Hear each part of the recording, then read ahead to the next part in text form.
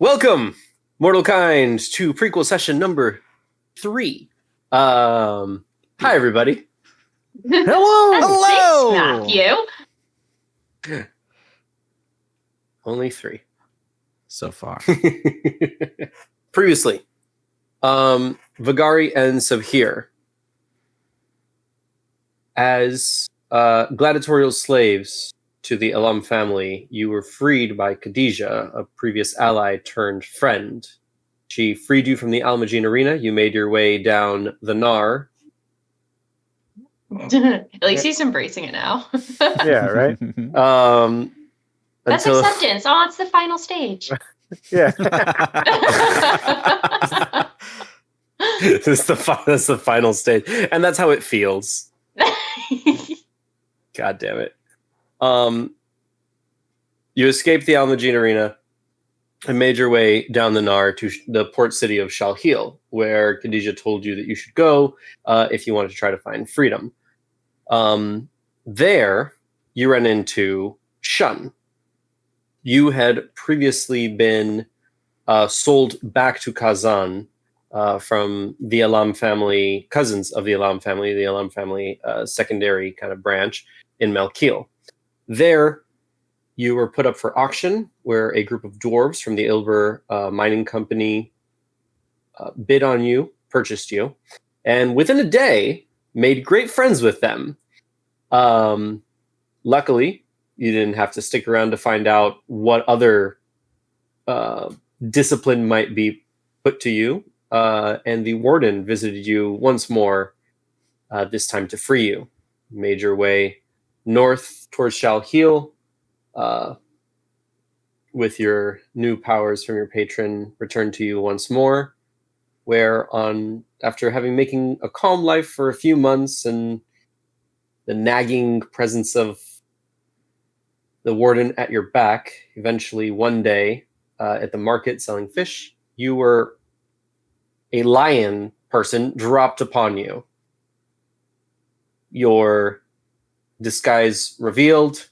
The three of you ran through the cities, running into an old ally, Shun. You ran into Talif, who was there with a dwarven captain of a ship, the Stonewing, who gave the three of you asylum from the guards and the authorities that were chasing you. You've undocked from one of the ports and started to make your way to sea across the Ardesian Ocean towards Sajan, where the three of you have agreed to trade a temporary conscription into the Order of the Broken Horizon to fight for the Blightland Fighters, in exchange for legal documentation giving you all statuses as free citizens of Sajan. And that is where we currently find ourselves. Currently, you're about an hour into the journey, maybe. We'll see. Shun, you went down into the kitchen. Vagari and Sabhir, as far as I'm aware, you guys stayed up on deck. There's a number of crew that are doing all sorts of tasks, making sure the ship is operational, the sails up, making sure that the navigation is properly set for their heading. And Talif is kind of just on the bow, just kind of staring out at sea. And then Drajit is up on the wheel. The scene is yours. We can start wherever y'all want to start. Now we are just cruising on the ocean, right? Or are we you're on the open ocean? Oh, okay. Unless anybody wanted to do anything before you left town, but there's wanted posters for at least Vagari and Sabhir all over. At this point, I would like to burn down the ship. I'm just kidding. You and Drajit are on good terms still. Sabotage from within. I have a bad feeling about this guy. I don't know. Call it intuition. What's the ship called again? It was like Stonewing? The Stonewing. Stonewing. Gotcha. All right, cool.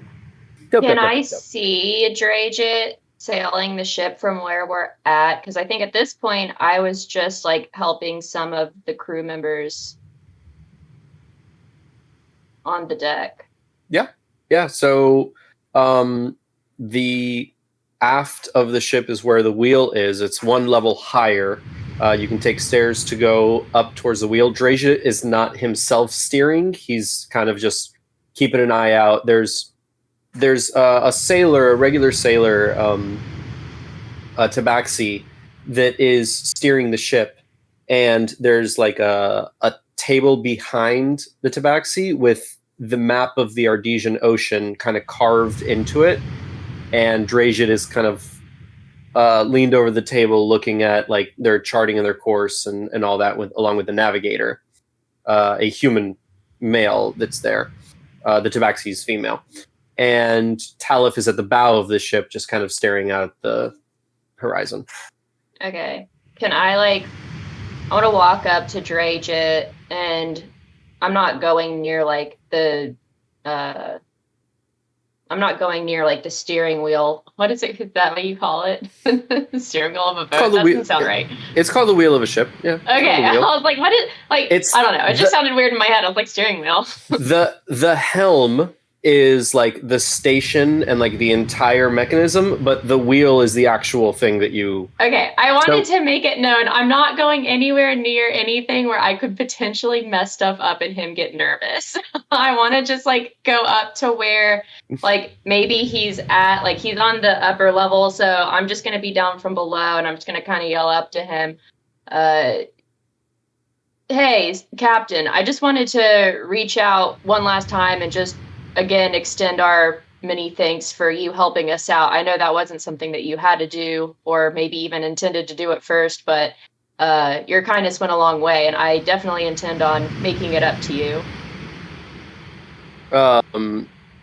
Calling out, Captain kind of moves away from the table, looks over the banister, and just, oh, well, it's my pleasure, lass. But he starts to make his way down the stairs.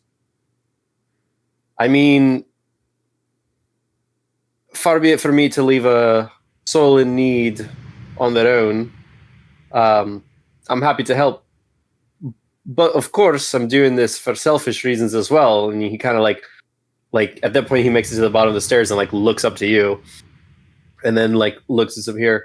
I mean, I don't know about the Hormdella man. He looks a bit skinny. Talif vouches for him, but looking at the two of you and seeing how you're armed, you're both experienced fighters. Yes, I'd say that's an understatement. Yeah, exactly. And the Order definitely needs capable fighters. So, I mean, I am, trying to help, but it's also for selfish needs. Well, I would say it's less selfish and more symbiotic. So again, just thank you, and I'm sure later tonight maybe we can get to know each other a little bit better. I'm sorry, everything was so chaotic earlier. What did you say your name was again? Well, it's pronounced Dreigit, but no one pronounces it right, so you can just call me Dreigit. Dreigit Firmfoot. Awesome. Nice to meet you. My name is Vagari, and that's my brother over there. I refer to him as Davin, but his name is really Sabhir, so maybe similar, but not really. Anyway, I didn't want to bother you. I just wanted to say my thanks before I go downstairs. Fair enough. Well, it's going to be a couple of weeks at sea, maybe about a week at sea before we make landfall in Sagen. So take your time. We expect you to help out, but it's, the crew's pretty well formed. The ship runs as a well-oiled machine, as they say in the harp. Yeah, that's kind of the impression I got trying to pitch in and help. They seem to really know their footing around here. Well, your strength will come in useful for sure. So if you do want to help, then he kind of looks over to the starboard side of the ship. You see out there, and you can see the sky is a beautiful light blue and the ocean a deep navy blue. The salt air and the breeze is whipping past you. The sails angled and at a 45-degree angle, and the ship is just catching speed. We want to put a number of leagues behind us before that comes any closer, and you see off in the distance these sort of gray clouds. Aside from that, the entire horizon, 360 degrees around the ship, is effectively a wasteland of water. There's nothing visible for miles. So, if that hits us before we're able to pass it, to dodge the storm, those sails are going to need a steady and firm hand in keeping their place. So you'll be very useful, because I have very capable crew members, but none of them quite as, and he kind of like knocks you like on the arm, strong as what you seem to be made of. Yes, well, I'm here to earn my keep, so anytime you need me, just call me on up. Like to hit it. Don't you worry for now, but we'll definitely be sure. If the bell rings, if you hear the clanging of the bell, that means run the fuck up. All right, noted. All right, thanks again, Dragit. I appreciate it. Anytime.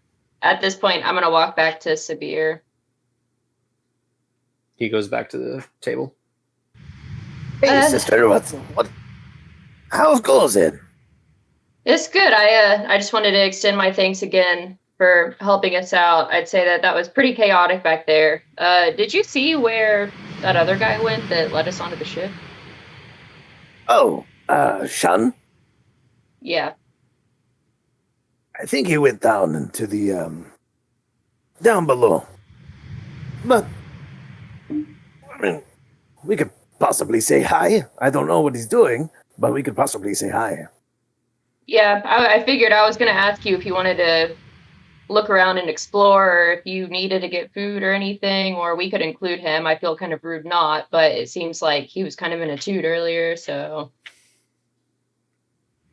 Yeah, no, that seems fine. I kind of don't really know what to do with my hands. Have you found this problem too? With your hands? Yeah, well, do you need more cream, Harry? No! I'm so sorry, I couldn't help it!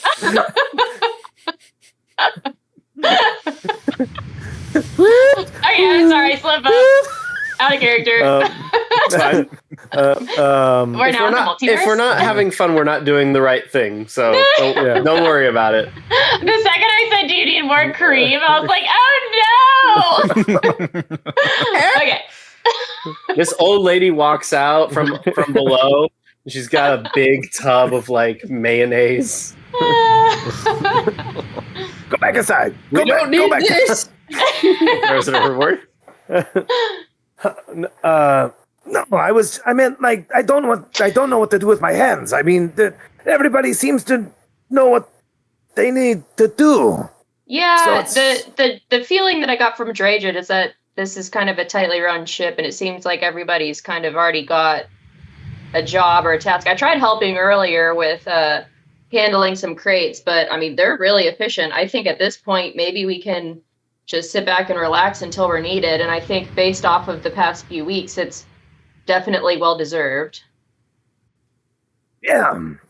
Catch a breather. Yeah, so we can either stay up here, watch the sunset, we can go downstairs, get some food if you need to get some rest, or we can see if there's a medical quarters somewhere on the ship if you want to take a look at your hand. I did not even think there would be one on the boat, but that's just how. I guess I'm naive. But hey, why not both? Why can't we get food and then watch the sunset? Perfect. Oh my god, like a picnic. I've heard of these things. Let's go. And I like grab his hand and like run downstairs. So you're just like flapping in the wind. you go down. Okay. So where the helm is on the second floor, there is there's two doors on either side. There's a wall in the middle and two doors on the other side. One side is the captain's quarters. The other side leads some stairs down into the general crew's quarters. So there's the first half of the ship is mostly where the crew kind of stays and sleeps. The front of the ship near the bow, you see there's a bunch of crates and supplies and materials. You go another step down, and this is where there seems to be the galley, which is the kitchen, essentially. That's the galley. And then further front, there are some more it's like hammocks, like sleeping quarters, and then also more storage. And there is a third level down, but you guys haven't gone down there yet. Shun, you, before Vagari and Sabhir get here, you're in the galley, right? Yeah. When you come into the galley at first, it's empty, and you just kind of make use of the kitchen. That's what you were doing last time, right? Mm-hmm. Okay. Yeah. After a little while of being in here and just kind of doing your thing, there is a female lizard folk that kind of walks in from the front, carrying like a basket full of like fresh fruits and vegetables, and like there's a partition for some meats and stuff like that. Oh, hi. Hello. She would see Shun just when he first got in was dealing with a lot of emotion, and then once he kind of calmed down after seeing his reflection, almost without thinking, just kind of robotically, just like habit, started to gather more fruit and pulverize them and mash them and start creating like a syrup, and again without even thinking, kind of creating this. Essentially what his plan was, when he started realizing what he was doing, was making drinks for the crew, trying to be helpful, get something full of vitamins, being out on the sea, and make it tasty. So he creates this essentially juice water with syrup on the bottom of every cup, and full of like fruit pieces. And so he's, as she comes in, just finishing that. Hello. Hello. Did Captain Drajet hire a second chef? No, I am making myself useful. I am called Shun. What is your name? Rega. Drega? Nice to meet you, Drega. Drega. How many people aboard the boat? 165 souls, plus whatever we picked up in Shell Hill. I'm assuming you're one of those? I did not make enough. Yes. Yes, I am. Well, what are you trying to make? Just a refreshing drink, I suppose. What I had around me. Refreshing. Oh, you're serious? Oh, we don't have very fancy things to be too placating to our palates. That is why I felt my skills would be best suited. I can make decent things out of meager. Sparse. And how good do you think you feel you are at scaling those things up? Like I said, I did not make enough. Well, and she kind of comes into like the lantern light a little more here. She places the basket on the table, and you can see she has a single line of like small spikes that go down from the head all the way down to her tail.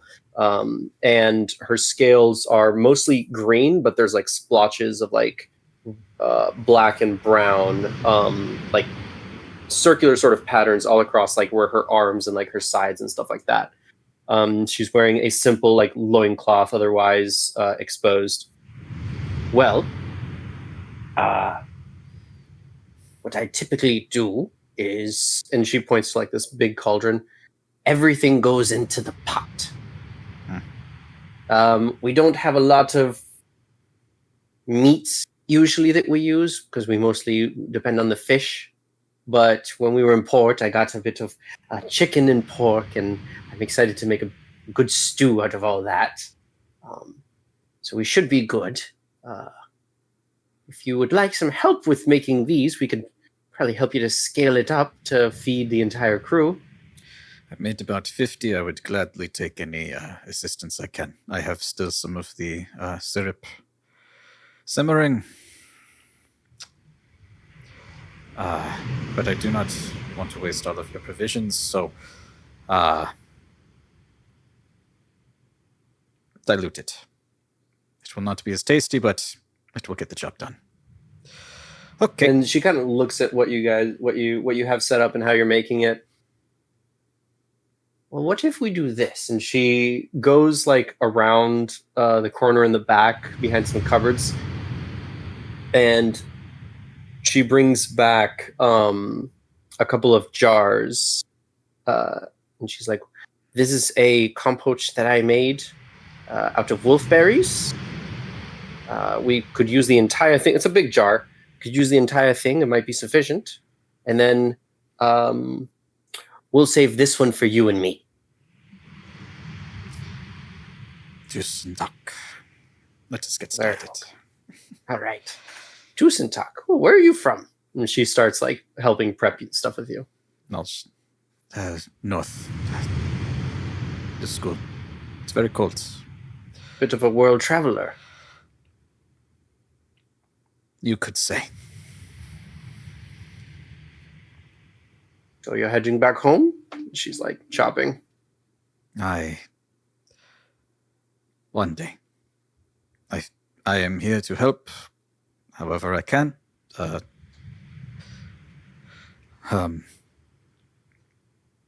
One day.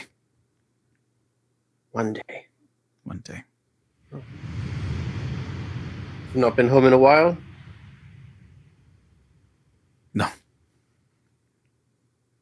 Well, it's good to explore the world before you settle down on adventures. At the sound of settle down, that would be nice.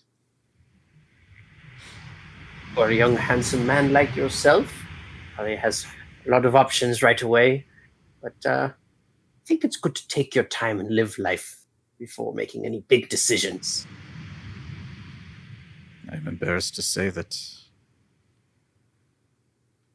of my nearly 30 years, I have not done much living.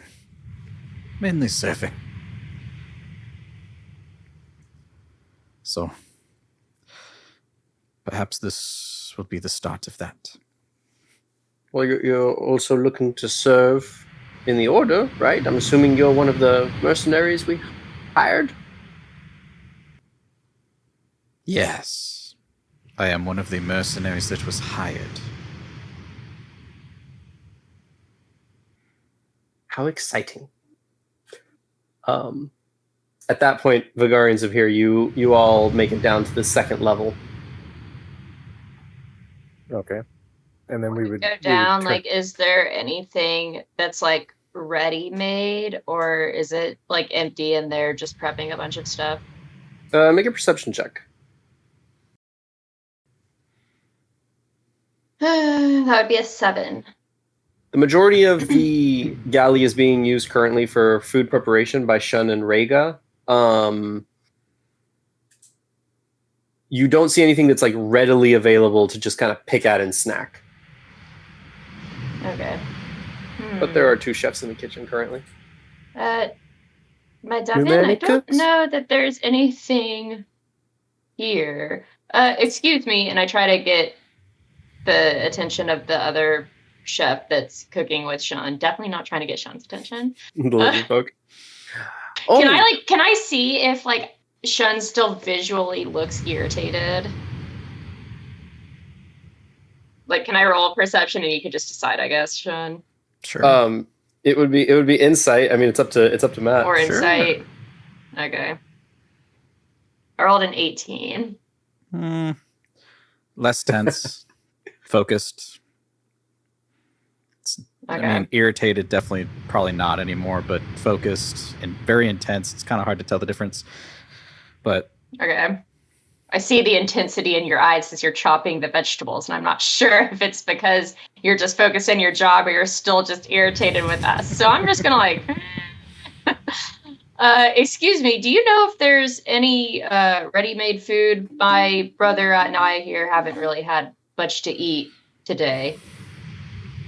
Oh, you poor thing. And you, yes, you definitely need your nutrients, don't you? Yes, I am a growing girl after all. Right, dove in, and I like nudged dove in. Always growing. Always growing. To the skies. I see that. Yes, we can. Shandia, do you mind if I assist these two briefly? Do what you need to. Okay. I got this. You know, the two of you have a lot in common. And she points to like Shun and Vagari. Oh, I guess we're both somewhat intimidating.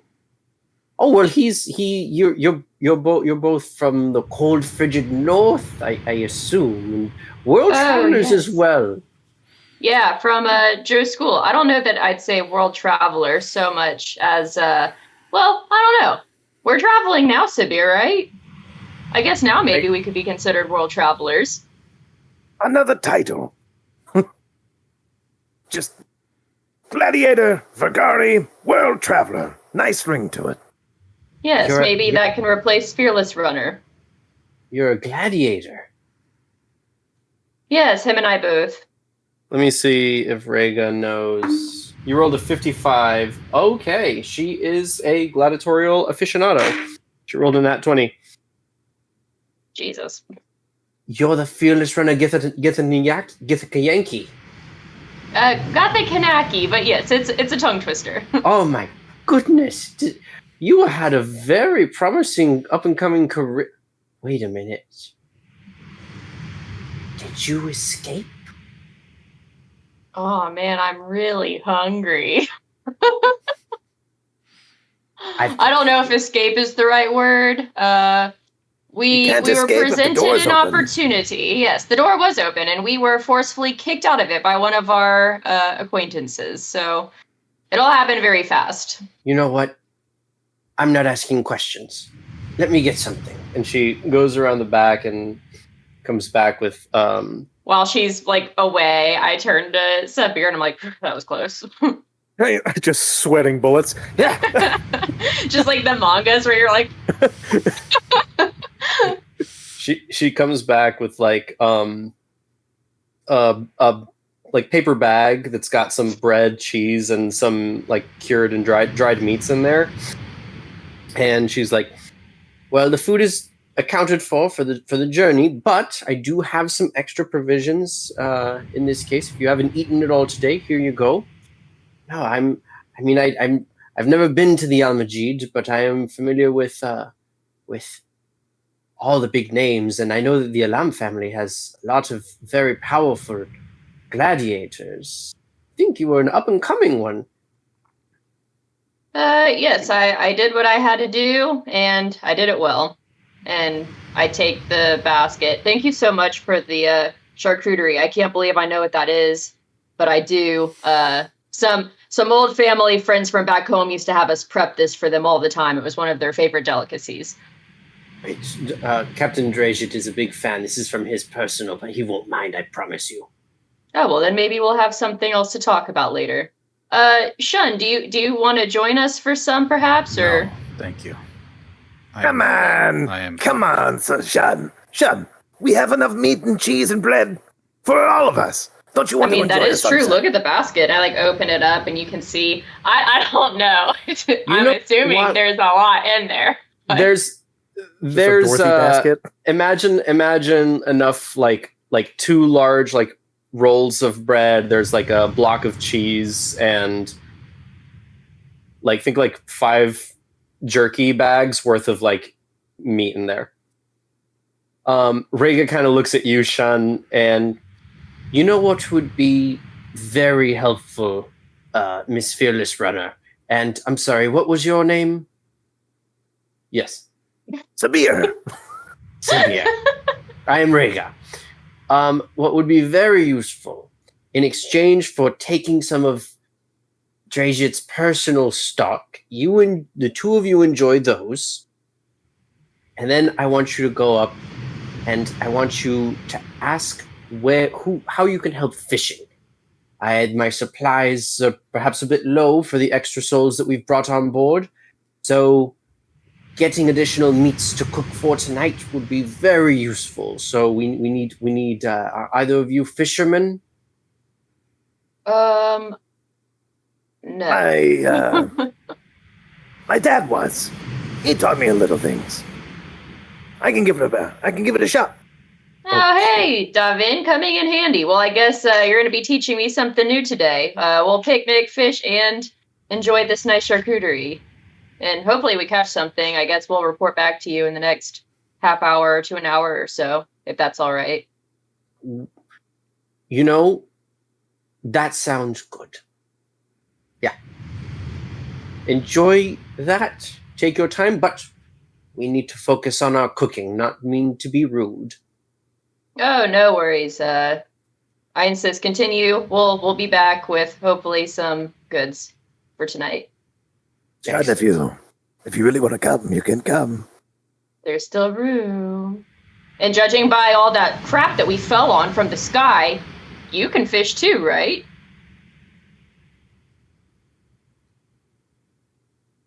I have my job here. Thank you for the invite. Maybe next time.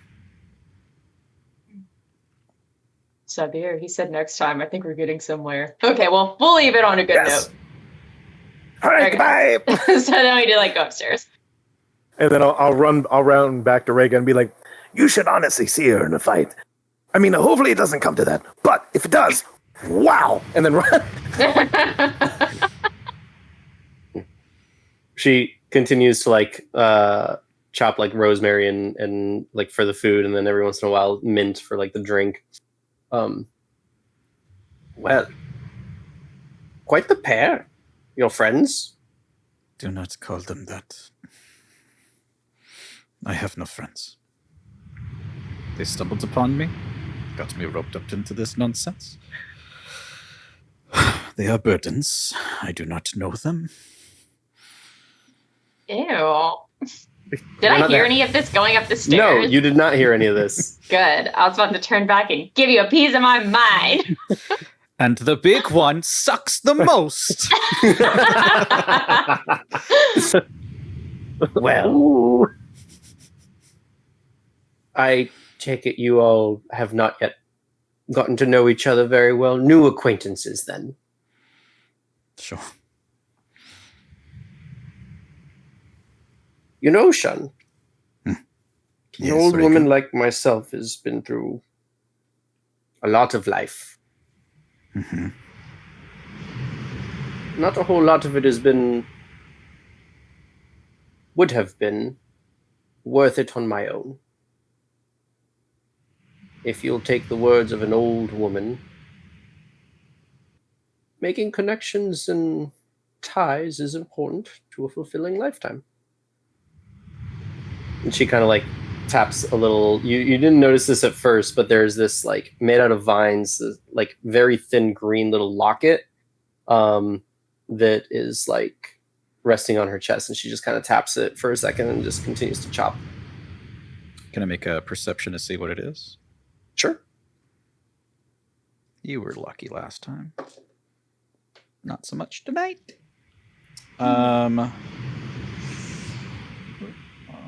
Skills. 12. 12. The locket is weathered as her scales, but you do see this sort of oval shape that has a the chain itself is made out of vine, very, very thin vine, but seems to be reinforced with some kind of leather strap. And the locket itself has a vine pattern on it. With a 12, I'll say you can discern. That's pretty much all you can discern. I do not disagree with you, Rhaegar. But I am somewhat of a jinx or a curse. Be it my blood, I do not know. But anyone who I have come in contact with It would have been better off that they didn't. So, I keep to myself. I do not have friends. I do what I have to. Oh, you're saying that you're putting everybody on this ship in jeopardy by joining us on this voyage. Again, joining was not really my... Long story short, I am afraid of what is going to happen, yes. But Sounds ominous. it has been what I have known. But I will do what I can. Staying far away from those who are unnecessary. This is what I do. So I am very afraid that we are talking right now. But you know, I have not been able to have a nice conversation, so I'm relishing as much as I can. So sorry for your fate later. Oh, I'm living on borrowed time as is. Aren't we all? Yes, we are all, aren't we? Well, my suggestion. Those two seem very nice. Don't know what the history would be in the time that you've known each other, but I think it'd be a good idea to just make an effort to connect. Perhaps. I get it. Individuals that look like you may not very readily garner a lot of positive attention. And she kind of like, as she looks at you, like make a perception check real quick. 22. 22. Some of the pots that are hanging a little bit, you can see that she kind of like looks at her own reflection in one of the pots.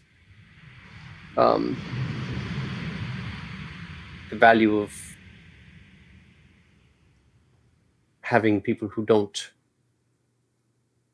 look at you but instead see you, I think is sometimes worth minor aggravations, as long as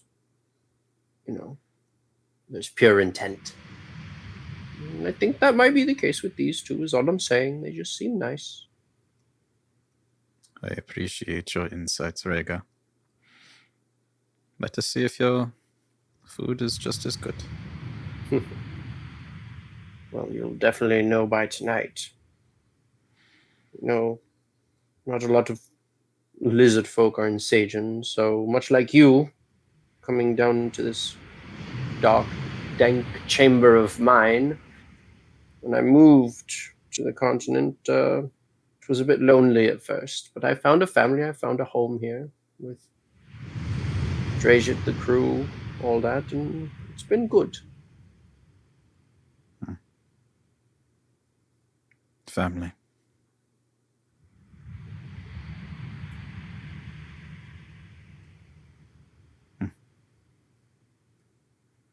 And he'll stop talking.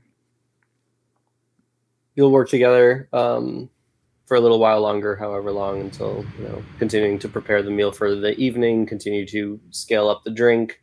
You have enough now to kind of feed everybody.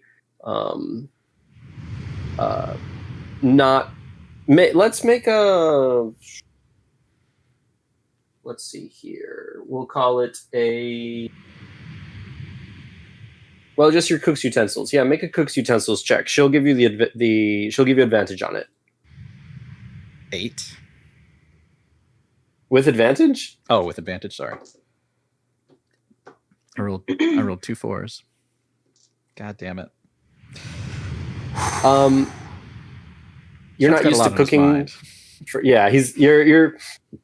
You're a bit distracted with everything that's happened over the past month, especially the events of the day, and large scale cooking is not really your forte. You're more for smaller meals. It up would to have been 10 perfect if it people. were just 50. Yeah. So not as great as it could be, but the functionality behind it is there. Having it served and prepared, Shun will make his way up, doling him out. Vagari and Sabhir, where did you guys go once you left the kitchen? Probably up on the deck to look. Well, I'm specifically looking for any rope or fish, like a net or anything. I was gonna say I would probably have checked the dock first too. Check the what? Check the dock to see if there was any of what Sabir described. So you're looking for items for fishing and stuff like that? Yeah. Mm-hmm. Okay. There's a lot of people doing many things. Some of them are swabbing the deck. Some of them are handling the sails. The rigging is going on. The sails are being constantly adjusted. You see a different lizard folk. This one is mostly green, but when the sun hits, some of the scales turn blue. Pretty. And you see him kind of walking down the steps from where Drajit was. And this guy is soaked head to toe, fully soaked head to toe. And he's making his way back to the front, back to the bow of the boat. As he gets to the mid shaft, he grabs this rope and starts tying it around his waist. And you see him get to the front of the boat. And there's some other sailors there, a couple of elves and humans and a dwarf there. And they're clapping him on the back. And one of them is handing him a spear. And you just see him dive back into the water. And the rope very quickly slides back to the back of the ship. And then a few minutes later, you see this cycle start to repeat himself. And every time he comes out, he's just dropping a bunch of fish in this basket that's right next to the stairs that he comes down. Sabir, I don't know much about fishing, but I guess maybe I was expecting it to not be as intense as that. Yeah, I fished off a dock with my dad. Not like this. This is. Can I peer over the boat to see how far down it is? How far down the water is? Yeah, if I were to jump off the side of the boat, how far down would the water be? About from the rudder line, it's going to be, or the gunner line, I forgot the name of it. It's going to be about 20 feet. Quite the drop. We can either ask for other fishing supplies. Maybe there's a different way we could go about this, similar to how you did on the dock, or we might be strapping you up. Dive in. Hate to break it to you, but I think between the two of us, I would make a better pole than a diver. I don't see them really hoisting me up easily. Not going in the water. It's going to be a negatory from me. I'll stand by the water and stab, but I'm not going in. There are other people that have fishing poles, but this is just why didn't you say this sooner? I want to go up to one of the people with because I was expecting pole. you guys to ask to talk to him. Okay, so I want to go up to one of the people with the fishing pole. Hey, I talked with some of the chefs downstairs. They were needing some more fish for tonight. We were gonna help fish, and I don't know what that guy over there is doing, but if there's more poles so we can maybe help contribute and not have to do what he's doing, that would be awesome. It's you approach this dwarf who's got a standard fishing pole off the side, and he's smoking a pipe. Yeah, we can totally do that. That's Tito. He's the only one that fishes like that. But he seems to be... that's not normal. No. Tito's insane. I was literally about to just so out of game, I was honestly considering just having Vagari tie her rope up to a pole, one of the masts, and just being let's go. I mean, if you want to try what he's doing, sure, you can do that. Talk to me in 5 lines. Well, he kind of looks you up and down. I think more 12 wines for you. Touche. I don't know. If they're spiked, maybe 5. Okay. All right. All right, so you want to try to fish. Yeah, I think that would be helpful for everybody on board. All right. Well, I just use a regular pole. Not really great off the side, but off the bow is basically where we set up our poles. What you could do also is use a spear. So if you're any handy with a spear, go to the bow, you tie them up to the end, get your mark, throw it, catch a fish, reel it in. Oh, hey, yeah, that's a good idea too. Yeah, maybe we'll try that. If the spear fishing doesn't go well, then maybe we can try using the pole as an alternative. Why not both? I like how you think, Davin. How about you take the fishing pole? I'll take the spear. I feel a little bit more comfortable with that anyway. That is fine. It is relaxing. Talk to Thero, he'll set you up. He's our head fisherman. Dive in.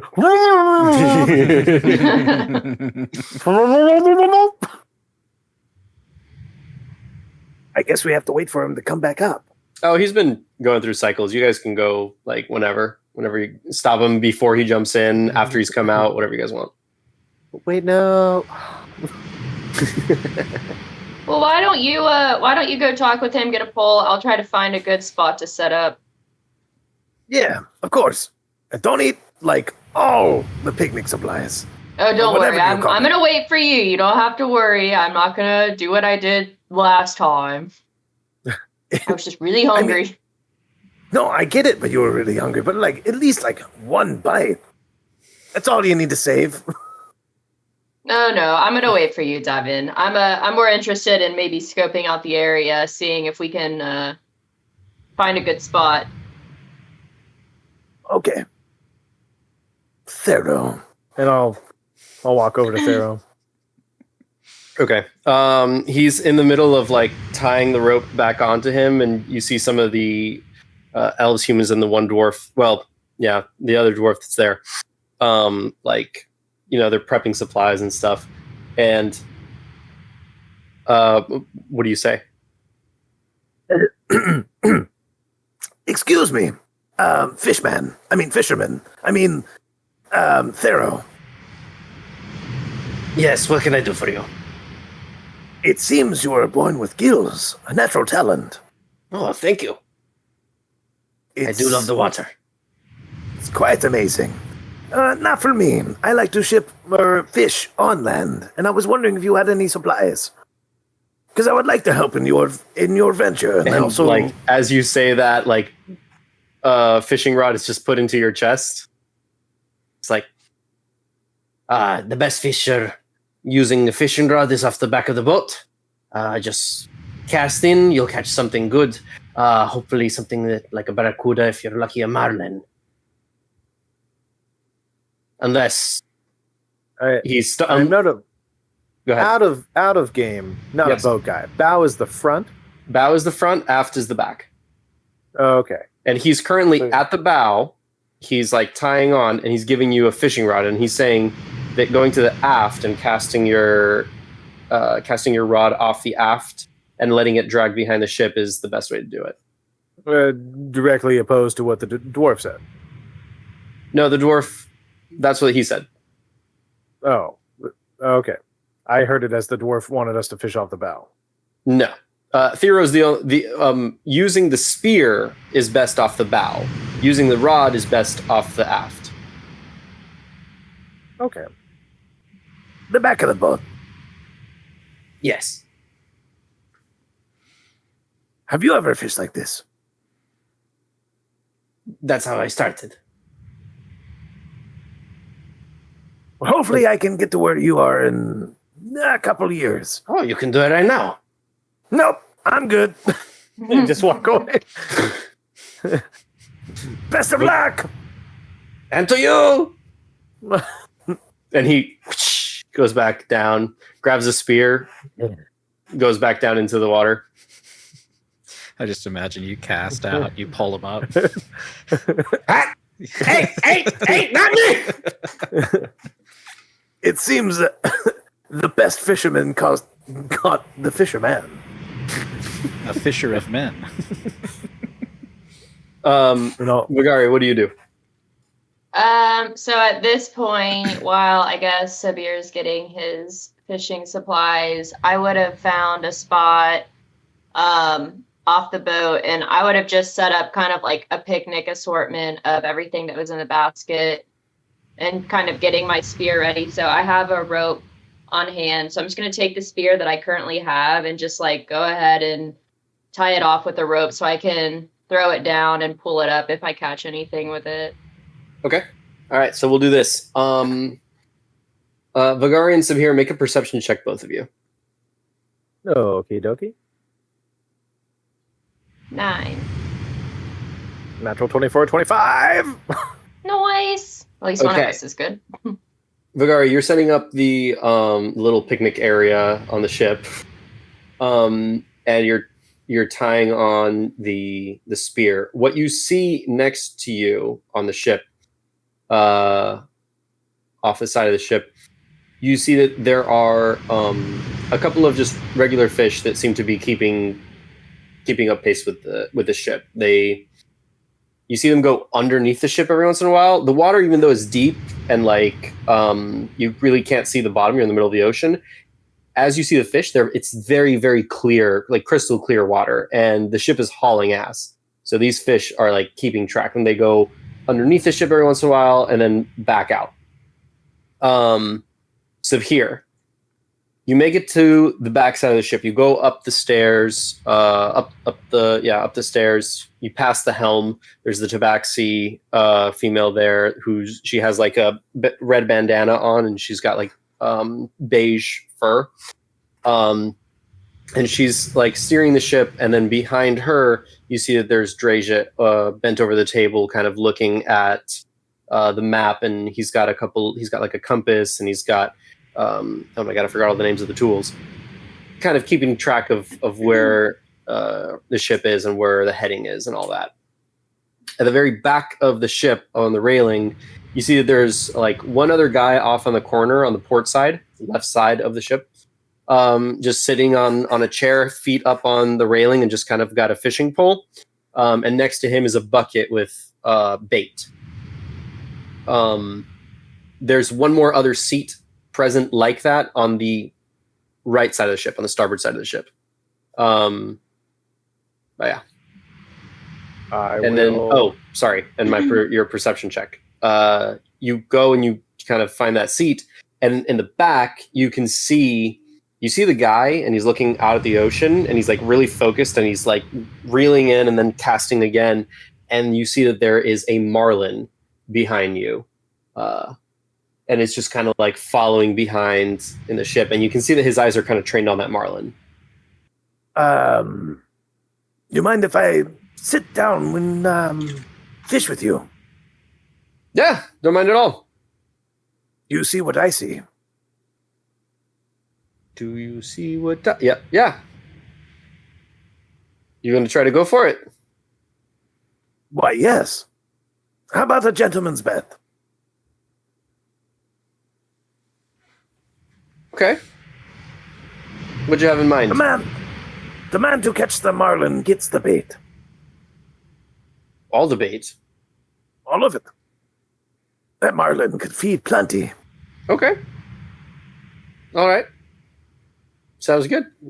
Guy reaches out to shake your hand. All right. I shake his hand. Okay. And I will grab some of the chum and throw it on my hook, and kind of like basically tie the meat up in the string before putting a hook on it, so that way, like, if he does chomp down on it, the lure is inside. Basically just making sure that the meat doesn't get loose. Gotcha. Make a survival check. Survival. What are you? Oh. 19. Okay. Very well done. So now, Vagari and Sabhir. Vagari, make an attack roll if you're going to try to get one of the fish. Yeah, I'm just like throwing the spear down. Okay, make an attack roll. That is a 13. 13. You throw the spear down. It not only goes through one, but two fish. Ooh. Make a survival check real quick. Oh, great.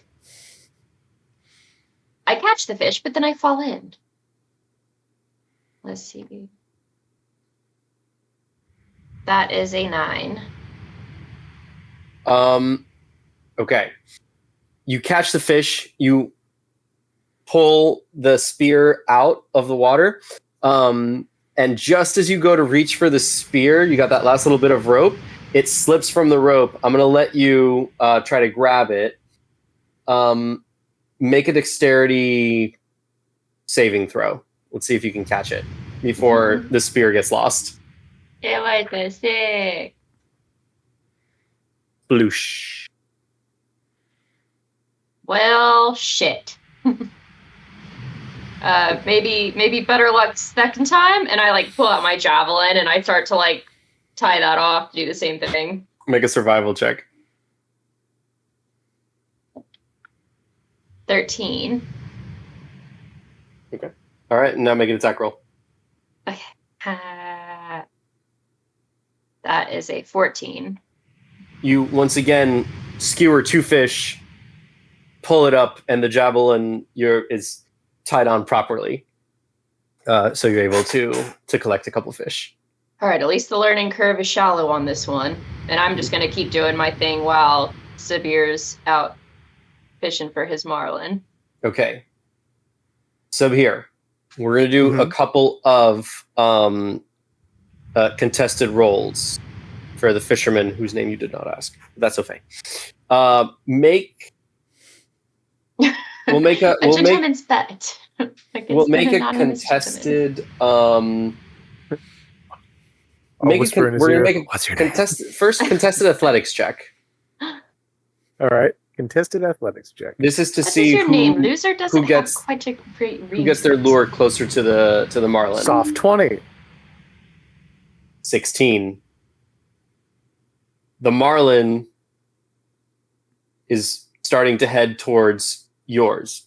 Now, you got to make the lure a little more appealing. So you're both going to try to whip the rod and see if by moving your bait you're able to draw the attention. So we're going to make a performance check.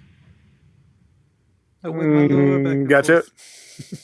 I feel like Sabhir should get advantage since his is closer. 17. 19. On the die. 19 on the die. The marlin starts to go for the other lure. So it's 1-1 right now. Now comes the tiebreaker. Uh-huh. Tiebreaker is going to be a survival check. Okay. All right. Please. 15.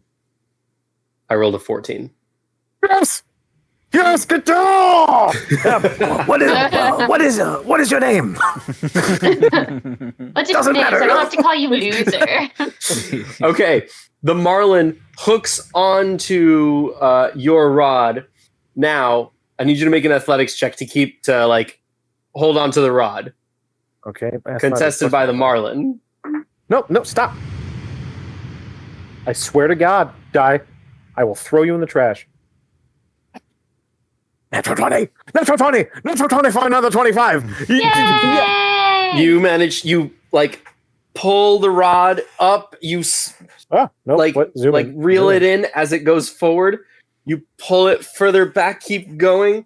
All right, last athletics check to see if you can unhook it.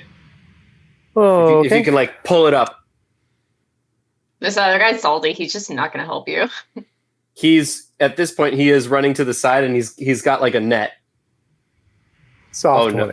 Soft 20. You manage to pull it up, you're reeling it in. It's kind of halfway in, halfway out of the water. The guy comes up and he's like, move over here, get closer. And he's putting his hand out to reach for the oh my God, the fishing wire. The hook? No. To help you grab the fishing wire to pull it up so that you have the rod, but he's like trying to grab the string to like he's saying move it over to this side to so that he can help you a little bit. You can make an insight check. I would like to make one. Yeah, make an insight because check. Either perception or insight to see if he's reaching for something or whatever. He's reaching for you. He's reaching for your rod, for your the fishing wire. Insight is wait. Insight is 3 plus 3, 15. Yeah. He looks earnest that he's he's accepted defeat and he's here to help you catch the fish. Then I will gladly give it to him. Okay. He helps you pull it up. You put the fishing rod down. You both pull up the fishing wire, and he kind of brings this net down. You grab onto the. Let me see if the swordfish makes it hits you. That's a 12 to hit. Does not. The swordfish moves its head around and tries to smack you. You duck your head and grab onto the nose, and he tries to grab onto the fin and the tail, and you guys manage to pull the swordfish up onto. Did I say it was a marlin before? Mm-hmm. Yes, you did. I did say it was a marlin. Well, swordfish, marlin, and sailfish, they all look very similar. The marlin tries to smack you, but unsuccessfully. It's a three-headed fish. One marlin. Oh my god, it's amazing! Super You fish. caught it with 3 heads. We're gonna feed so many people tonight. Fisherous.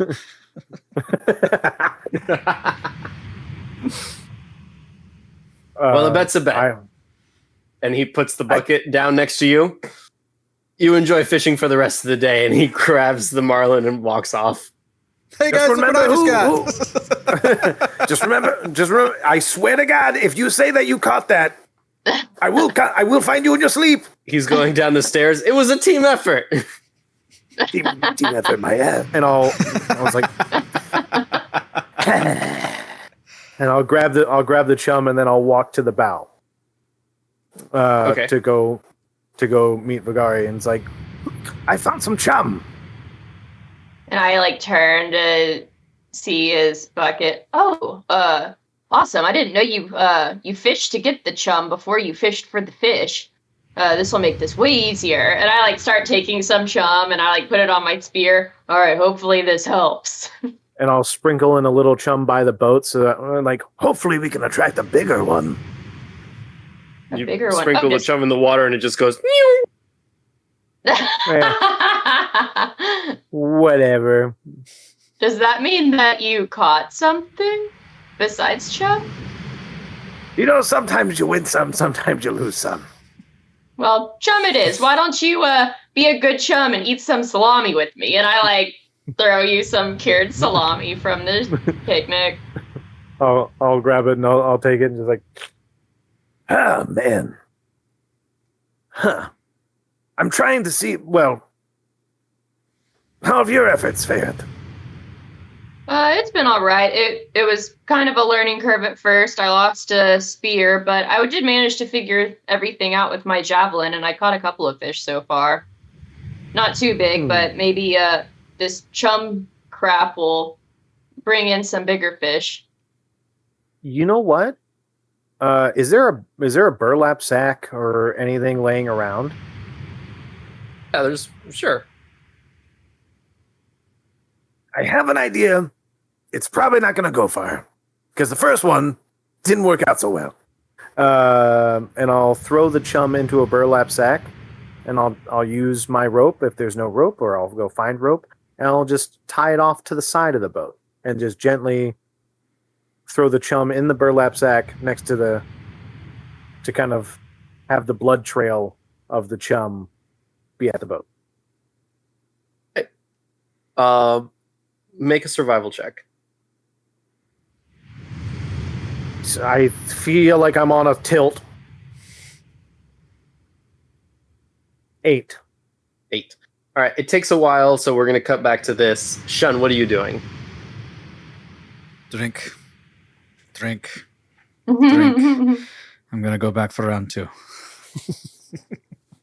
You go up and down. There's people working on the deck. There's people working below decks. There's people down in like the main container area. You go down to the brig, which like there's like one person that's standing guard there. You see that all the cells are empty in the brig. Thank you very much. This is really good. I appreciate it. I work hard, so glad you like it. Why are you here if there's no one in the Always cells? have to be ready. True. Okay. Well, hopefully I never see you on the other side. Hopefully. What's your name? I'm Red. Nice to meet you, Red. I see you're red too. I am literally red. You are We're both figuratively. red. Yes, I see. Okay. Mhm. Okay, you be awkward somewhere else. Okay, Shun, you got this. You can talk to people. You know how to talk to people. What the fuck?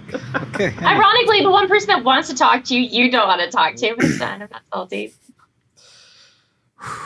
Okay. At some point, passing out these drinks, Vagari and Sabhir are missing them. Okay. Which you don't have to offer them, obviously. Maybe he can think about it over a break. Okay. Yeah, let's yeah, it's 5 o'clock. Let's take a break here.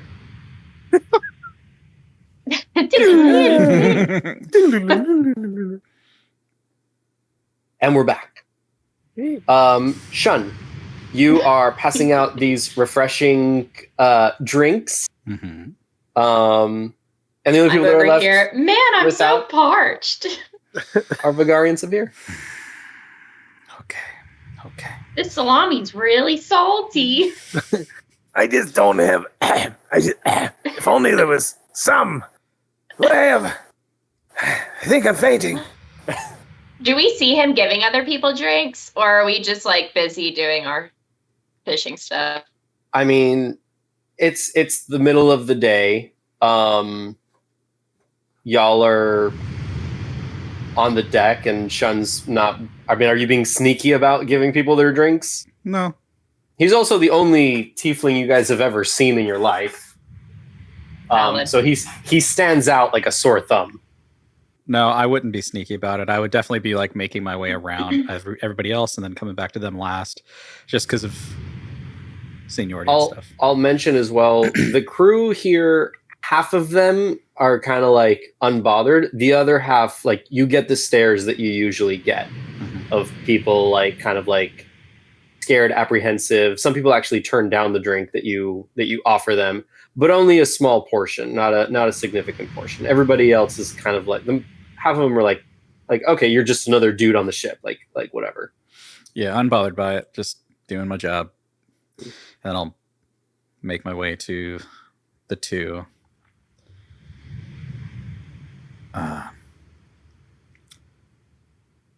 These are for You you. walk up and it's just the hair flowing in it, and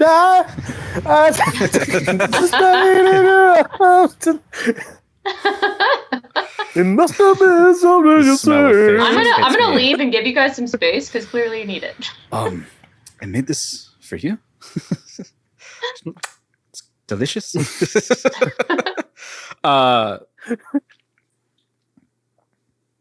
That is it is a drink, refreshing. There is fruit and syrup. It is sweet enough. Here you go. Oh, awesome! This is actually really great. You know, we've been getting kind of parched out here. This salami's got a salty kick to it. Do you want to sit down and join us for a second? No, thank you. Please. And I'll grab the drink and I'll shove a spear in his hand. Like, come on. Why not take your best shot? We've been fishing. You've been making drinks. Why not trade? Tradesies. It has been a while since I have fished. I don't normally use a spear, but one. Hey, maybe you can teach me a thing or two. Okay. Make an attack roll. 17. Sure enough, you like take your moment, you kind of wait. You see that you don't really have like a good angle, so you kind of like climb up on the banister, and people are kind of like looking at you. You just like are razor focused, throw it down, like in the same motion that you throw it down, you like catch the rope on the end of it, almost not even waiting for it to take its full like length, and just pull it back up, and you see that there are 3 fish lined up perfectly. Like it's like one of them is right through the head, the other one's right through the middle, and the other one is closer to the tail, and they're like perfectly right there. And you pull it back up. Only 3. I'll hand it back. Enjoy your drinks. Only 3? You gotta do that again. Only 1. And I leave. No, you said only 1. You got 3. As you all are having this conversation, it starts to rain a little bit, and you see that a fog starts to form. It's not raining, it's like starting, like you see some raindrops occur, but a fog starts to fill in around you.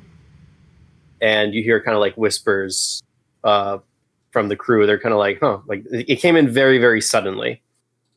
After a few minutes, you hear the bell start to go off. Dling, dling, dling, dling, dling. And you just hear from the crow's nest, land ahead! Land ahead! And like the crew starts to like run and starts bringing the sails in, trying to like coil them up. What are you guys doing? I guess I would run to wherever the people are trying to grab the rope to pull in the sails to try to help. Okay. I stand up and I'm like, well, bells, that's my cue. And I like go to where Drajit was telling me he would want me stationed for. Okay. Taking in sails as well. Shun, what are you doing? I would go below to help Rhaega with whatever she needed to prepare to secure anything. Okay. All right. The ship takes a kind of a violent turn towards the starboard side, as like the ship narrowly misses a big rock in the middle of the ocean. And before you guys, you see like through the fog a little bit of a silhouette of this large landmass. Now, Sabhir, I would like everybody to take their headphones off except Sabhir. The ship tilts. You fall overboard into the water. And hey there, bud. And but you stand atop the water, and you look around. The ship is gone. The island is gone, and the wind is gone. The ocean is completely still. And before you, a white crocodile kind of makes its way to the surface of the water and stares at you. Am I dead? Not yet. But you are not eating me. Is it not your nature? I will reveal myself in full to you when the time is appropriate. But in the meantime, I need a favor of you, as I have done a favor to you before. And you feel the familiar sort of like protective presence that was there from when you were a child, in that when the pirates raided. Mm-hmm. The connection between you and me and death is still weak. I need a champion. I have sent you to a place where you are needed, where my powers and those like me have been limited. You will know soon enough. And your eyes open and you're back on the ship. Okay. Strange. And I'll just keep yanking the sails in. We're doing whatever I got to do. Okay. You guys, the ship slows down. the anchor gets dropped and the crew starts to move around. Shun, you go down. Rhaegar is like trying to hold pots and pans and stuff from the ship having listed off to the right. And you start like helping her like put things still, and she's like, "What's going on?" I told you it was bad luck. I see that. I think we found land.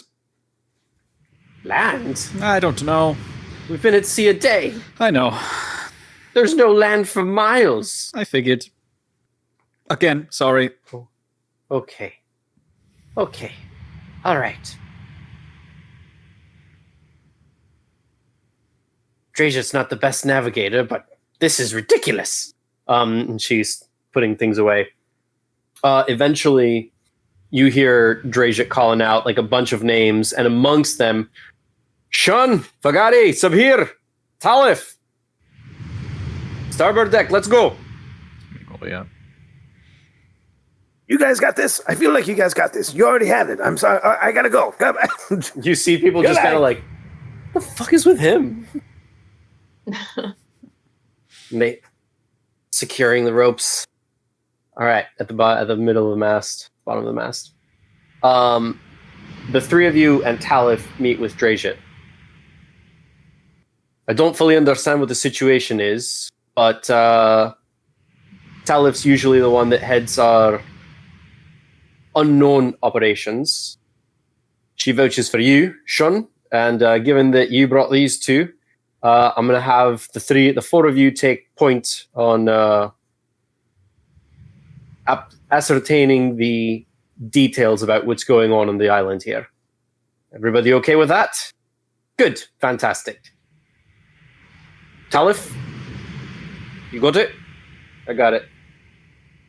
Something doesn't smell right here. We're not supposed to leave hit. that fish on the deck for a while. She's funny. She looks at Shun like she's funny. Mm-hmm. We don't know what's going on. There's no land for miles, even if we were sailing in a completely wrong direction, which I know we're not. So we're going to take a boat, go onto land, and start exploring the island. Okay? Is this an adventure in which we need weapons, tools? How prepared? Probably best to be prepared. Sadly, I came a little light. Oh, well, here, are you good with javelin? And I just like hand out my javelin for him. No. Blades more your thing. And I'll pull out my short sword. Yes. We can provide resources necessary without either of you needing to sacrifice the ones that you brought personally. Especially if you're familiar with your weapons already, be best not to dance with a stranger, so to speak. That's definitely fair. And if you change your mind or if you need something extra, this last right here is my default. And I just like swing my great axe over my shoulder. Well, I'm ready when you guys are. Talif admires your great axe and pulls up her own. She's like, Twinsies. I like what you're swinging. Likewise. So, do you want to take lead on this? I am taking lead on this. Well, you guys are still new. Well, just laying it out there. We're following your lead. Good. I'd hope so. Okay, so axe measuring aside, we should go. Let's go. You go into a rowboat.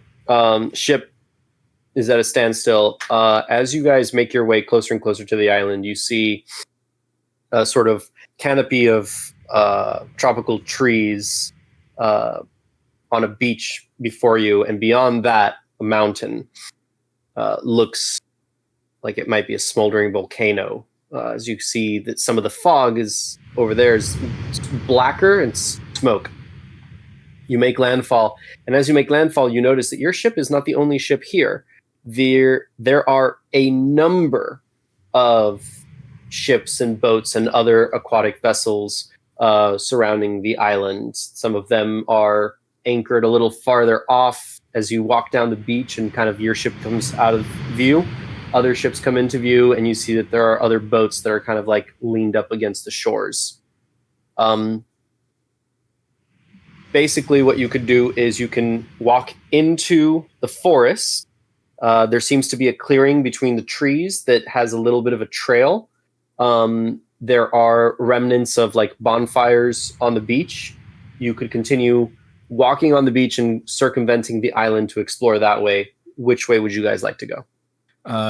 These bonfires, going over and testing the coals, like how warm or cold are they? The majority of them are like ice, like they've been dead for a very long time. Like the fire's been out for a very long time. You do come across one where like maybe it's a little warmer than the other ones. It's really hard to tell, but it definitely feels different to like the wooden coals from the other bonfires. And any footprints from the sand, are they going toward like the down the beach, or are they going toward the forest? Make a perception check. Certainly.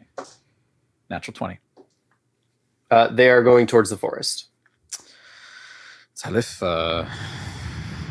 you know how I feel about leading, so I'm not going to, but what I see is most recent that way.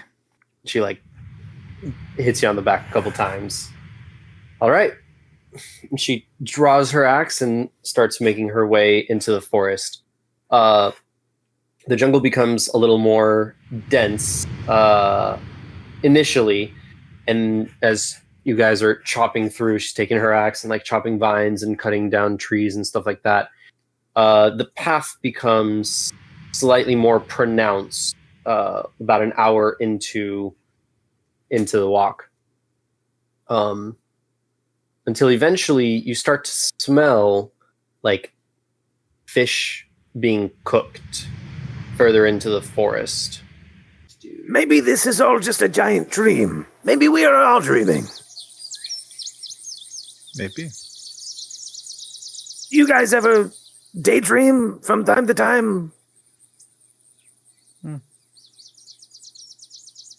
Don't think this is a dream. Maybe a mass hallucination. Good. Whatever it is, it smells delicious. Which also makes me think that we need to be cautious. I would agree. As you make your way further through the forest, eventually you come like the top of this hill. And you can see down below, there's a river that runs through a small settlement, mostly mud and wood houses with leaf roofs and things like that. Nothing very simple, nothing larger than 1 story tall. It's basically 4 walls and a roof, if that's what you can call it. And you can see that there's a community here, and kind of seem to be going about their daily business. Shun will throw his hood up, just kind of instinctually around new people. I'll take my short sword out, but then kind of hide it. There it is. Bless you. I'll hide it underneath my shield arm and my shield as I'm walking. Okay. Vagari? I'm just staying behind. It's Talif. Talif is kind of like surveying what's ahead of you guys. Okay, yeah, I'm just like following behind them because they're taking lead, and I'm just kind of scoping out the back and making sure that nothing's like coming up from the rear. Okay. Talif starts to make her way down the hill, and as you guys are walking down the hill, people start to notice y'all. And everybody make a perception check. 5. 24. 14. Okay. Some of the villagers start to approach you guys to like meet you at the bottom of the hill. You see that some of the villagers start to talk to each other, and one of them like runs off past like side that you can't really see, where the river kind of goes back into the jungle. And you see the people start to approach you all. Hi, this guy kind of like stands up a little bit and be like, welcome to the Gloam. New travelers. We haven't had new travelers in a while. Welcome. What did you say this place was? The Gloam? That's what we call it. Gloam. I take it y'all didn't plan on being here, huh? No. So how many times have you guys tried? Right, what? To sail away.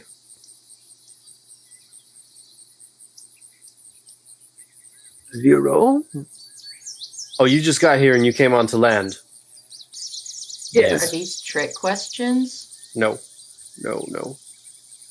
I mean, that's what we all did. Pretty much. Sorry, I'm Born. It's very nice to meet you all. We've gone to get our leader to greet you. And he like is addressing all of you, but he kind of keeps staring at you, Shun, and at Talif. Kind of like you know when somebody says like don't stare because you know they have something on their face or whatever. It's that look. It's like he keeps staring at the two of you. Well, I guess you should make yourself comfortable for a while. Bravantel will be with us shortly. She's always keen on meeting newcomers. Come on in. We'll, you guys hungry, thirsty? Just had a nice, refreshing drink. So I'm good. Okay. Talif, what have you gotten me into? All right, let us go. Talif kind of like leans over a little bit and it's like, I don't know yet either. Keep your guard up. Tell me, And Born. Do you ever see any ships pass by when you're on the shore? not for a long time. Oh, How long? Well, it might be better if Bravantel explains it to you. And then he kind of, here, come on, follow me. And he leads you further into the village.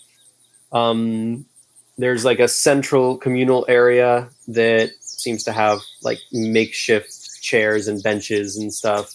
And it's set up in such a way that it looks like there's like a makeshift stage, but all the chairs are right now kind of like all the seating arrangements are now faced towards each other in assorted ways. And you can see that they kind of use this depending on the necessity. So, you know, sometimes they're all facing the stage. Sometimes they're, you know, the setup is varying depending on the need of the situation. After a while, there's a lot of people staring at you, Shun, and at Talif. But you guys are given drink and food. I don't know if you guys actually consume it, but, you know, things are provided. Until eventually a young woman wearing green leather armor. She has two swords on her back. She comes up to y'all. Welcome to the Gloam. I am Bravantel. I am the leader of this village. And behind her, you see like this little boy kind of like peering out from behind her. This is my son, Hale. How did you... I'm sorry. Forgive me. What are your names? And Talif kind of stands up. My name is Talif, and she faces you guys. I'll, at this point, take off the hood. There's no point. I am called Shun. Vagari. Sabhir. Very nice to meet you, Talif, Shun, Vagari and Sabhir. Could you? I'm very sorry to pressure you to be so forward, but could you please tell me what events transpired before you made it to the island? How you got here, where you were, and where you were headed? I do not know where we were heading, but there was, like a storm. You know that you were heading to Sajin. Do I now? What if I don't want to say that? Oh, gotcha. Sorry, my bad. Hmm. I was trying to help you, the player. Continue. There was a storm that rolled in, and then we saw this, whatever it was, the glow. And where were you sailing from? South. I think a better question would be pertaining to why you guys can't leave. Like, what does your friend mean you can't leave? That's what we've tried to figure out. For some reason, it looks like when we make it on the island, we tried to sail away and we just end up sailing right back at the island. It's like it's on this loop of some sort. A cursed dimension. We've all sailed from different parts. Some of us were trying to get to Paviter from Clareza. Others were sailing towards Zimnis from Konyowareki, and we've all ended up here. Have I ever heard of any stories like these triangles or these different areas of Make a history check. roaming isles that never let you leave? 12. Okay. I'll let you pick which field is the one that you're particularly know. Is it maritime stories or alternate dimension stories? Alternate dimension seems very specific, so I'm going to say maritime. Okay. He hung out with a lot of sailors and fishers, so... There are many legends of the high seas. The grand majority of them are usually something to do with either a sea monster that'll eat and swallow you, or something that will entice you, like a siren or a harpy. There are many stories of sailors getting lost at sea, never to be heard of again, not even remnants of their ships or their crew or anything of the sort, just disappearing. Many theories exist, many stories exist. Some of them have to do with hags placing a curse on a sailor, and then that sailor becomes lost at sea along with their ship and crew. Some of them have to do with gods or higher beings that seem to prey on ships lost in various climates like fogs or storms or whatever. This seems to be maybe a location that is cursed. There are stories like that. The question for you before we continue our dialogue. The winged riders. How are they doing to you? Well, they haven't existed for a number of years, as far as I'm aware. Okay. That helps. Why? Are they back? Are there more? Well, yes and no. Depends on the stories you hear, the ones you believe. But it at least gives us a reference point of when, how long you've been here. I've been here a few years. My son and I were making our way from Clareza to Sagen to meet with his father. He's fighting for the Order of the Broken Horizon. Hale was 5 at the time, and we're coming on in his 8th name's day in a couple months. It's been a long time. We have no way of communicating with anybody anywhere. Even those of us with limited magical abilities haven't been able to reach beyond the limits of the gloam. So no sending spells, nothing. Nothing of the sort. Then it seems that this is maybe not natural, but magical. We are prisoners, it would seem, of some sort. And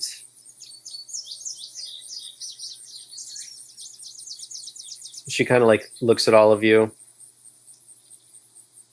You're all adventurers, mercenaries, sellswords.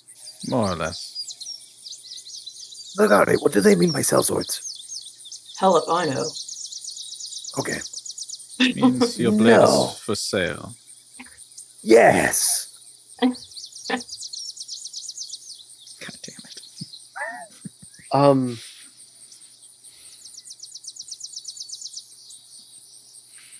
Well, I take Well- it you guys have been on the island for long enough. Have you investigated the rest of the island or noticed anything that could be causing this curse? We actually have a very good idea of where the curse is, or what the origin of what the magic that keeps us here is, but nobody's ventured to the location, to the statues, in quite a while.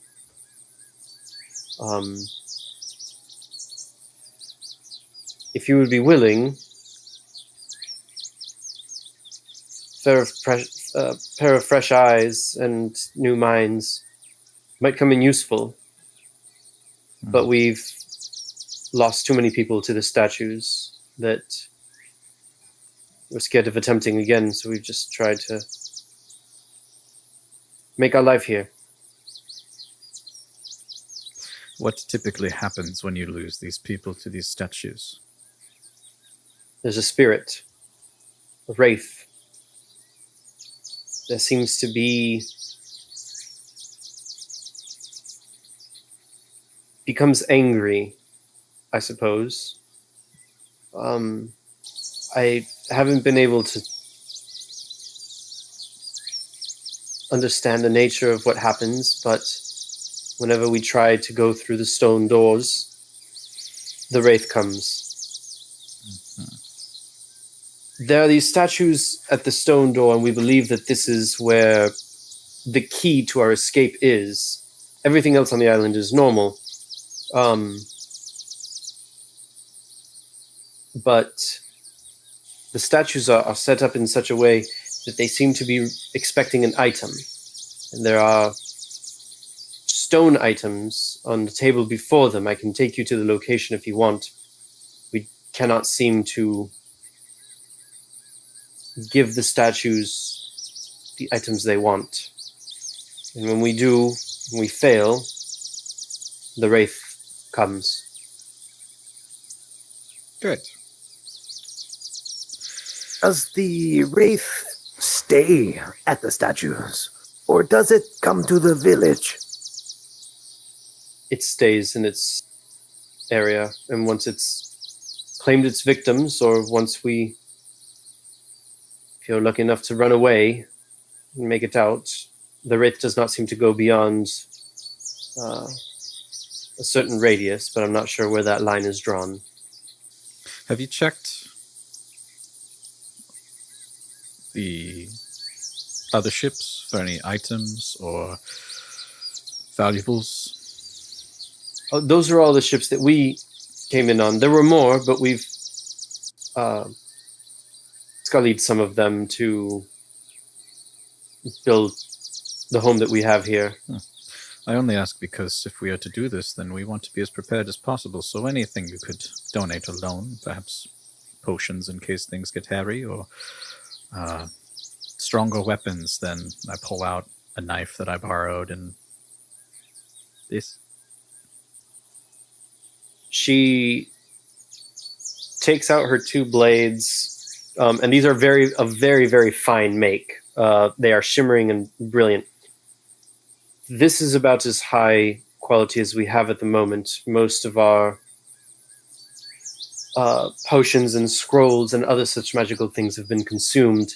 We've resorted to just relying on the resources on the island at this point. We don't have much to offer you, but if you are to go and explore the stone door, give you what we do have, what limited supplies we do have, but it's mostly bare bones at this point. Well, if this is what we must do to leave, then I see that we have no other choice, yeah? What do you all say? Yeah, I'd say that I'm in agreement. I don't know if this wrath spirit can talk or if we need to do things in a particular order, but perhaps we can kind of talk amongst ourselves as we walk over to where this eerie location is that you're talking about. My recommendation is settle here for the night. If you have other people on the vessel that you came on, inform them of the nature of the cursed island of the Gloam, and perhaps best to explore tomorrow.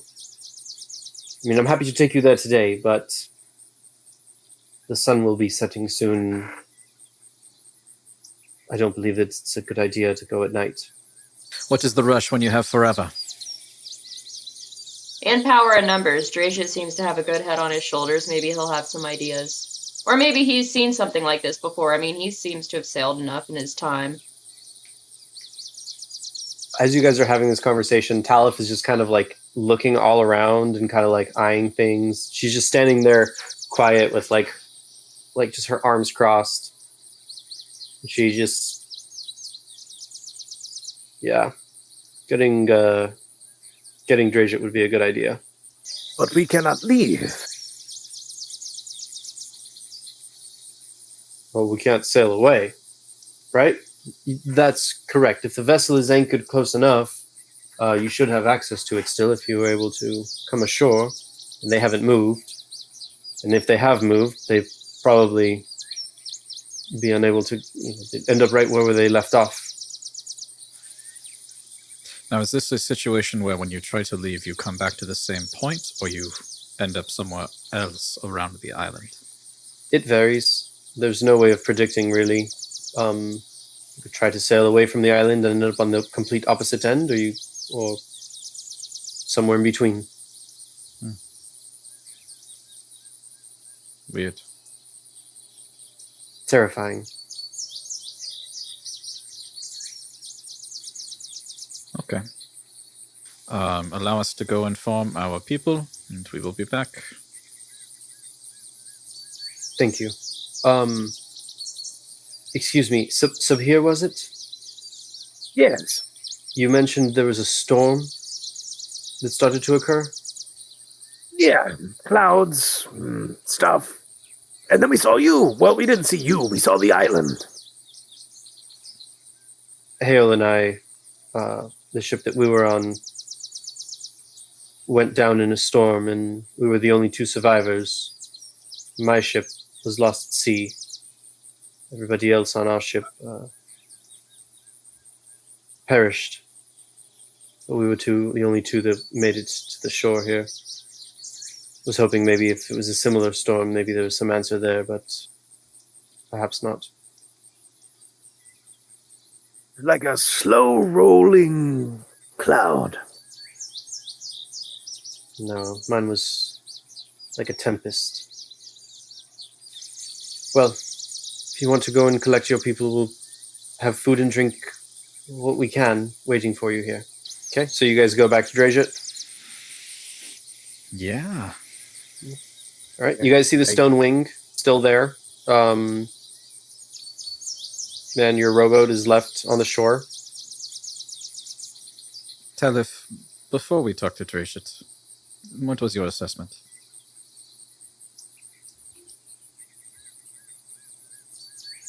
It's interesting. Some of them feel much more comfortable in that village than others. Some seem to have accepted their fate, and some of them seem to have a hope of escaping still. And I think that us being here maybe gave them a little more hope. Hope. A fool's drug to me. But we must try. Why not?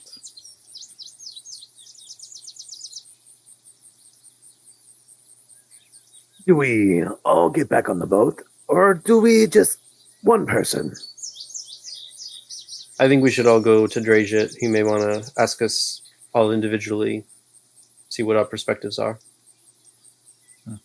That sounds good. And if we're going back down, I don't see a point in wasting the food we've already collected for tonight. We could maybe bring it down with us. It couldn't hurt, at least establish good relations with the people we're staying with. It's a good idea.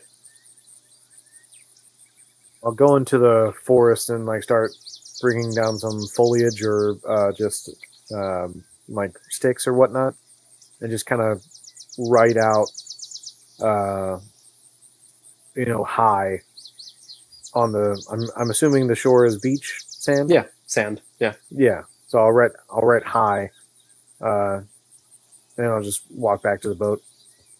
Okay. Just in case we leave and we come back and, it's welcoming. But we also know it's the same place. Mm-hmm. A very clever choice. Clever little line, man. I try. Sometimes it shoots back in my face. Seems Well, like at the very least, we'll learn something from this. Yes, and there'll be a story to tell, huh? Okay, I have talked enough. Let us go. You guys get back in the rowboat, row your way back to the ship, go up the side of the ship, the ladder of the ship. And there is Drajit kind of like keeping an eye on the island. He sees you guys come aboard. What'd you guys find? People. Yes, but they had an interesting story. It'll be interesting to see if you have anything to say about this or if you've heard of similar phenomena. But apparently what they're claiming is that they have been stuck here for a couple of years and this island is more or less cursed. I don't know by what, and it doesn't seem that they really know either. Maybe a god or a spirit of some sort is on the island, but they've tried leaving. It doesn't seem that they can leave. It seems anytime they try, they end up beaching right back where they left. And so I don't know if we're in a similar situation. They could all just be cuckoo and we can try to leave in case their story isn't sound. But we figured you might know a little bit more as to what's going on here if you've experienced this or have heard stories, seeing as you have done a bit of sailing in your time. Kind of rubs his beard and starts to pace a little bit, like walking with his axe cane. Well, seen quite a bit of weird things in my time. Never come across something like this. People in my line of work don't usually get to my age, so it's really odd when you find something new of this sort of thing. Can't say I've got any experience with a cursed land that seems to hold its inhabitants captive. They say they can't leave. What keeps them from leaving? Well, I guess that's the thing. They've tried, but whenever they sail away, they end up sailing back into a storm or some sort of ominous thing that brings them right back to the island. It's like a never-ending loop. So you're saying that if we tried to sail away right now, we'd be stuck here? If their story is correct, then yes, it seems that that would be the case. All right. And he signals to some sailors. Let's put that theory to the test. And you see that some people go down the ladder and they bring up the rowboat and back up, and then he signals for everybody to get the ship to start going. Draget, if this does work, don't you want to grab the people that have been stuck on the island first? No, that means that they're all cuckoo, and we should probably leave. Fair. What I'm doing, I've set a location on the coordinates of where we should be, based on where we left and where we're headed. If we make a decision, I'll be able to send rescue back this way if that's necessary. But I've sailed this path many times, and there's no island that's been here, especially if it hasn't sprung up overnight. So, if we can't accommodate... You said how many people were there? It was a small village. Okay. Yes, we saw ships along the shore when we got off, and I'd say that if the population matches what would have been on the ships at the time of their arrival, there were a good amount. Right. So we wouldn't be able to take them all with us anyway. And if they've already established a village, a way of life here, they can do without us for now. I'm not abandoning them, but I can't take responsibility for all of them, because then we won't survive the trip. So the best thing to do... I don't know, we were pretty good at fishing. You should have seen Shun, and Vagari, and me. We did pretty well. Okay. I appreciate what you're saying. We'll test the theory out first, and we'll go from there, okay? That's fine. We may never even find the island again, but okay. All right. We'll just test it out. And the ship starts to sail forward. After about a couple of hours, the island gets lost from view, and then it comes back into view directly in front. Okay.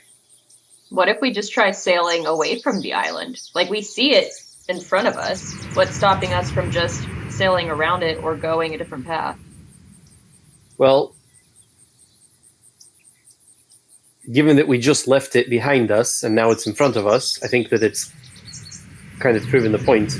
And the more time that we waste, the more resources we use. So the best thing to do is to find a way to get off the island as fast as possible. So, we'll have everyone disembark, set up camp, have some people stay on the ship, of course. You said there's some kind of god or spirit on this island?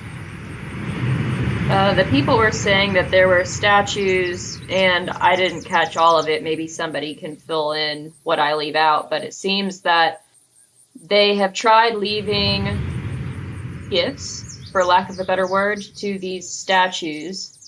And if you don't leave an appropriate gift that satisfies them, there's a spirit that comes and ensues wrath on whoever's in that close vicinity.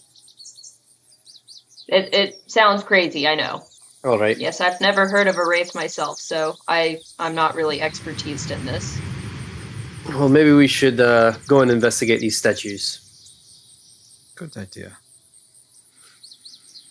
Yes, the villagers had offered that we stay there for the night and we can regroup in the morning and set out to investigate the statues if that's something that you would like to do. I don't see much of a choice that we have aside from doing that. So here's what we'll do. Let's disembark, and let's investigate these statues. You all get back in the rowboat, go back to the village, leading Draja and a small portion of the crew, and Talith, the rest of the crew, staying on the ship. And you come back to Bravantel.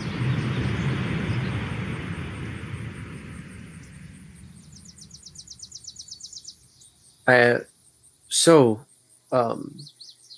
you've been gone a few hours. This is your captain, and she kind of like looks at Draja. Draja kind of leans forward, like steps forward, and like extends his hand. She takes it, and they shake. They have a brief conversation about, he ascertains the details, and then he just kind of turns to you all with her. They go for a little bit of a walk and then come back, and then turns to you all with her and be like, all right, I'm going to try to take a group of the crew, explore. I'm going to have crews check out the island and explore, see what resources we can get. I need to stay with the ship. Probably. But I'll tell you what, I'll leave it to you all. You can take me or you can take Talith, but I think that you three should be investigating the statues in the meantime.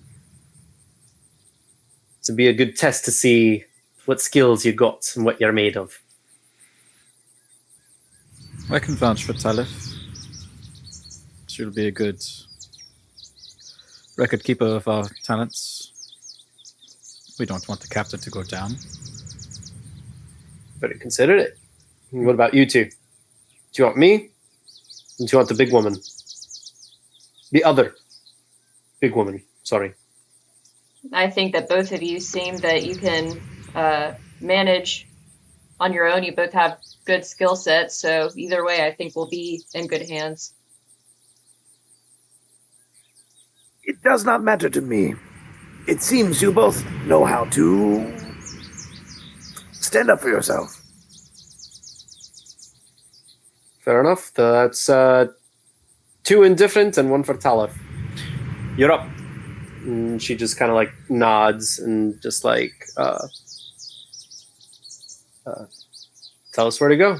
And Bravantel looks at you all just like, okay. And she kind of indicates of the space where to go. You go trek into the woods. Before we go, can we hand them off the food so that they can like incorporate that into their meal for that night? Oh, for sure. Or yeah, you guys are exploring. Back. You guys are exploring the island the next day. My bad. Forgot about that. Yeah. So the food, some of the food that's on the ship, it's brought into the village, and the celebrations and dinner begin. If there's anything that you want to do before taking a long rest for the night, let me know. I would like to go talk with Bravantel. Yeah. She's sitting in like off on the side and next to her son. She's not eating, and she's just kind of like keeping an eye on everyone, just kind of like sitting there. Pardon me. I have some questions for you. Yeah, sure. What can I help you with, Shun? How long do you think you have been here? About 2 years, maybe. 2.5 years. And your son, he was young? Yes, he's 5 when we were marooned here, coming in on his 8th birthday. I'll kind of get down to the level of the kid. Hello? He like hides behind her a little bit, but still like looking at you. Oh, sorry. And I'll get back up.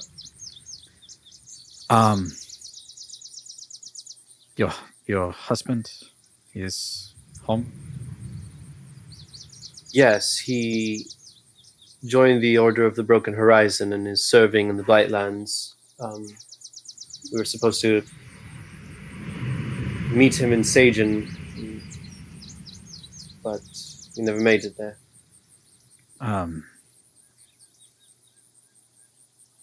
2 years is a long time to be without someone. How do you handle it? Well, I have Hayal with me. So that makes it easier, but it is tough. But it's a life I know that I signed up for when he signed up for the order to become a warden of the Blightlands. It was prepared, except I didn't think that I would be the one lost. Yes. And my final question is, your son, does he seem to remember his father? Or does he seem to be coping well enough? Well, Hayal misses Tarundil dearly, but he's grown up to be quite a capable young man, and he is strong. And Hale kind of like gets a little bit out from behind her and just kind of like tries to stand up a little straight and just kind of shakes. But we remember Tarundil with great fondness. I'm going to get back down to the level of the kid. He like hesitates to go behind her, but kind of stands his ground and just kind of like looks at you. Hey, you are a little warrior, yes. Yeah, I'm gonna join the Order of the Broken Horizon and be a warden of the Blightland like my dad. I promise you I will reunite you all. His eyes go wide. Oh. If not, I have died. And I'll stand up and thank you all for your time. Raventel like holds onto Hale and just kind of thank you. No. I think, and he's just kind of like dumbstruck, like a Vagari Sabhir.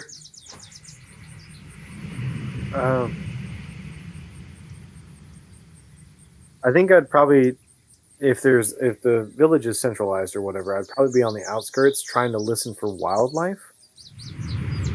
Yeah, or there's if there's like, I'm trying to listen for like normal wildlife, or if there's any like whatever way to put monster sounds. Make a perception check. Soft 20. Okay. The sun has gone down here. And the moon goes up. Mostly normal animal sounds, nothing monstrous that you can ascertain, though every once in a while there is like a low growl, probably of some kind of like wild big cat or something of the sort. I find that offensive. Brother? Just a giant like panther, just like hugs. How's it? Oh! Okay. And just They seem I to be kinda have steering like clear of the village. okay, they do. Any All right. large, any kind of more like apex predator type animals don't seem to be coming near the village. Okay. And were we told where exactly? No, we weren't told where the statues would be, like that vicinity. That You were direction? indicated that it was like towards the mountain. Oh, okay. And then just on my I guess watch around the area whenever I get to that side, do maybe the sounds change? Or do I hear, like, if I'll stay there for a little bit, and do I hear any apex predators that way? Or do they stay away from that area as well? No more with a soft 20, no more than you were previously. Like it seems to be pretty normal. Okay. I'll go back to wherever they were cooking the fish and just kind of sit down. Okay. By the fire. Vagari? seeing as this is probably the most freedom we've had and there's not much we can do until tomorrow, I'm probably just conversing with other people that have been living here and eating and drinking with them and just kind of taking a break. Okay. Yeah. Make a, let's see here. I would feel inclined to ask people where they came from and like what they did before they came to the island, just because like my experience has just been in Alkut, and if these people are from all different areas, I would probably have some curiosity. Yeah, so there's a number of individuals here. Some of them are just fishermen and merchants. They were, coming from different parts of the world to other parts of the world, just like on regular business. There are some people who are adventurers, and they were looking for treasure lost at sea or mysterious islands that may have some kind of lost temple or something of the sort. There are priests of various religions here. There's a small group of people that are kind of a little more shunned from the community, but that when asking around, you find out they were actually convicted felons that were being sentenced. But they ended up here, and they were marooned, and they've made a life here, though some people don't really trust all of them, but the grand majority of the people who were convicted have integrated into the village. So yeah, there's a wide variety of individuals from all over. There's scholars, like everything. Some of them are more involved in like the meal and the party and like interacting, and some of them are more off to the side, not so much like eating or partaking too much in the celebrations, but still present. Okay. Yeah, that's pretty much what my plans are for the rest of the evening. Okay. All right, cool. The energy of the village goes down as the night becomes darker and the stars start to glitter the sky overhead. The fog, light now, but still remaining. You all can take a long rest for the night, and that is, I believe, what we're going to call it for today. And 3, and 2, and 1. Bye!